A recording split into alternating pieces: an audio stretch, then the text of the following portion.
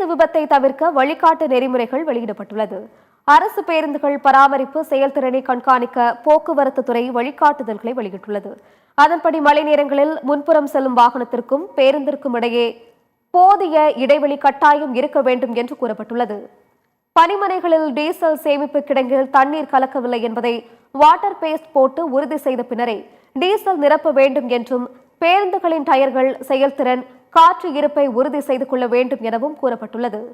பேருந்தின் பிரேக் அமைப்பு, இயக்கத்திறனை பரிசோதித்த பின்னர் பேருந்துகளை பனிமனைகளில் இருந்து எடுக்க வேண்டும் என்றும், ஓட்டுநர் மற்றும் நடத்துனர்கள் பேருந்து நிலை குறித்து பனிமனை மேலாளர்களுக்கு புகார் தெரிவித்தால் உடனடியாக பழுது நீக்கி தர வேண்டும் என்றும் அறிவுறுத்தப்பட்டுள்ளது.